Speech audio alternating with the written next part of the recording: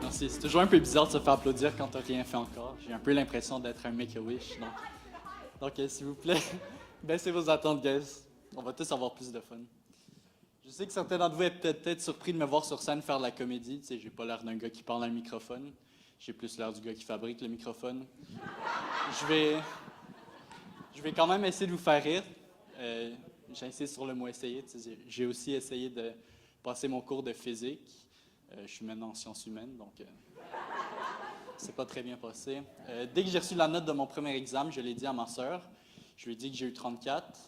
Elle m'a demandé sur combien. C'est jamais un très bon signe. C'est pas nécessairement ce que tu vas entendre quand tu dis ta note. Je sais pas non plus à quoi elle s'attendait. L'examen n'était pas sur 35. Quand tu as 34 %, tu peux pas juste dire que c'est une erreur d'inattention. À ce point-là, c'est même pas moi qui ai fait l'erreur, c'est plus mes parents qui ont fait l'erreur. L'erreur d'avoir un deuxième enfant. Je sais pas si je suis le seul qui joue à ce jeu, mais à chaque fois que j'ai une mauvaise note, j'essaie de m'imaginer ma future vie. Puis, durant ma première session, ça se passait assez bien. Je vivais encore dans une maison. Puis, vers la fin de ma deuxième session, j'étais rapidement devenu dans un petit appart, dans un horrible quartier. Tu un de ces quartiers où tu entends japper à minuit, puis tu sais que c'est pas vraiment un chien, tu sais que c'est juste ton voisin qui a oublié de prendre ses médicaments. Ou, un de ces quartiers où tu passes à vélo à côté d'un parc, puis tu vois un monsieur de 53 ans assis sur le banc en train de filmer une pratique de soccer, puis ton premier réflexe, c'est pas de te dire « Oh wow, il aime beaucoup ses enfants », c'est de te dire « Oh wow, il aime beaucoup les enfants ».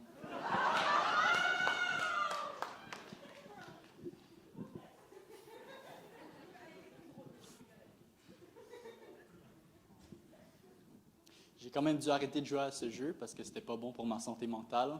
Hors du médecin, il fallait que je me trouve un nouveau hobby. J'avais réalisé que c'était peut-être pas la meilleure chose pour moi, que ma principale source de divertissement, ça soit devenu mon échec académique. Fait qu'il fallait quand même que je me trouve un nouveau passe-temps. Les choses vont beaucoup mieux maintenant. J'ai retrouvé une certaine motivation pour mes études. J'ai recommencé à m'entraîner. J'ai même reçu de l'argent récemment. Pas parce que je travaille, mais parce que ma grand-mère est morte. C'est une blague. C'est une blague. Je travaille à temps partiel. Ma grand-mère est toujours morte. Ma grand-mère est toujours morte. Ça n'a pas changé. Elle est tranquillement en train de se faire décomposer pour que les générations futures puissent manger des brocolis remplis de vitamines. C'est ce qu'on appelle le cercle de la vie. Ah, Zinguenia! Elle est enterrée, grand-maman! Je pense pas que c'était ça les paroles dans le Roi Lion, mais j'étais censé m'inscrire dans la catégorie de chant pour le spectacle de talent, mais je voulais donner une chance aux autres. Fait que je me suis inscrit en comédie à la place. C'est pas vrai, je suis pas capable de chanter.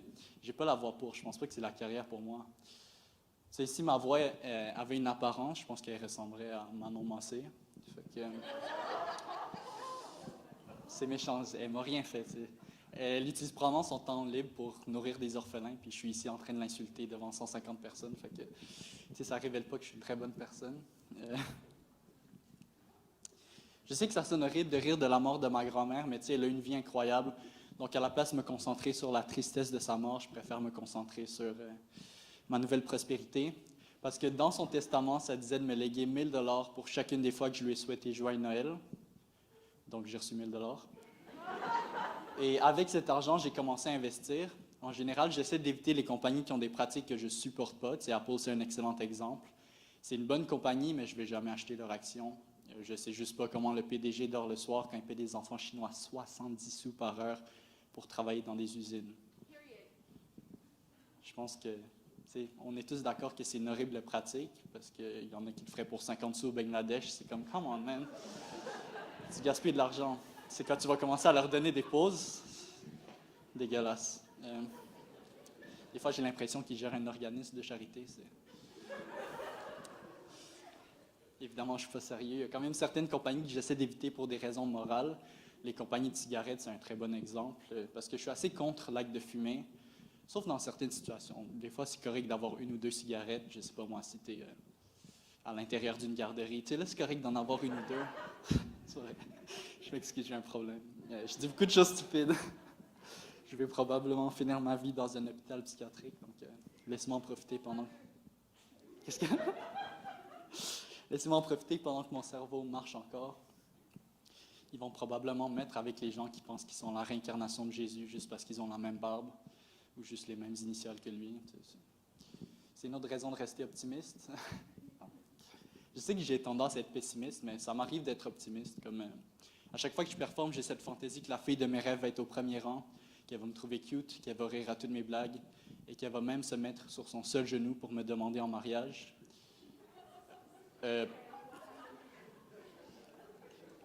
Pour votre information, la fille de mes rêves a juste un genou, comme ça elle ne peut pas s'enfuir.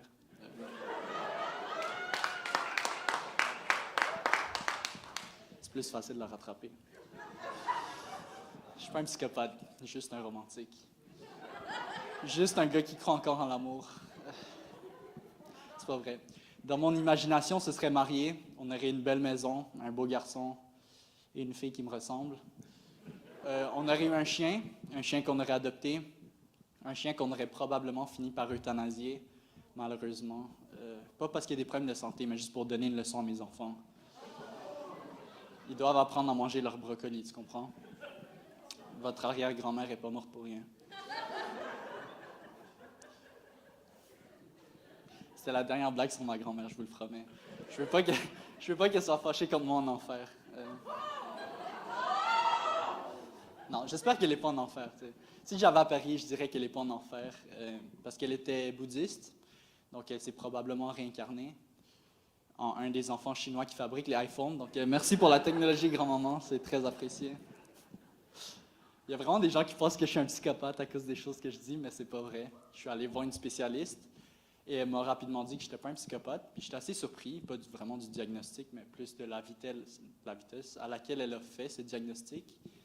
Puis je lui ai demandé comment elle savait. Puis elle m'a dit « Ah, c'est facile, les psychopathes ont tendance à être charismatiques. » Ça m'a fait un peu mal. Elle a continué à parler, je ne lui ai pas demandé de continuer, mais elle voulait continuer. Elle m'a dit « Ouais, je ne sais pas pourquoi tu es venu voir une spécialiste. Ta mère aurait pu te dire que tu n'es pas charismatique. » Puisque c'est pas ce que ma mère me dit déjà tous les jours. Donc, c'est pas vrai. Ma mère est très encourageante. Elle encourage tout ce que je fais, sauf la comédie. Non, c'est pas vrai. Ma mère, elle encourage tout ce que je fais. Je me rappelle d'une journée en particulier où j'étais en train de pleurer. J'étais revenu de l'école en pleurant, en fait, parce qu'un un méchant garçon, s'était moqué de mes oreilles pointues. Et ma mère m'a donné un conseil qui a vraiment changé ma vie. Je l'avais pas compris au début. Elle m'avait dit « Jérémy, nos différences sont aussi nos forces et tu dois juste apprendre à les utiliser. » Et je n'avais pas compris parce que ça parlait de mes oreilles. J'étais comme, comment je vais utiliser mes oreilles pointues? Mais je pense que j'ai compris maintenant que je suis un peu plus vieux, ce qu'elle voulait dire. Donc, tout ce que j'attends maintenant pour utiliser son conseil, c'est qu'il fasse une nouvelle version inclusive du Seigneur des Anneaux. Puis si jamais ils ont besoin d'un elfe cambodgien, je vais être le premier aux auditions. Donc, merci pour le conseil, maman, c'est pas ça. J'ai plus beaucoup de temps, donc si vous devez vous rappeler 3 choses sur moi, c'est que 1, je m'appelle Jérémy Char, 2, je suis une personne super humble, et 3, j'ai les mêmes initiales que Jésus-Christ. Bonne soirée. Mesdames et messieurs, Jérémy Char!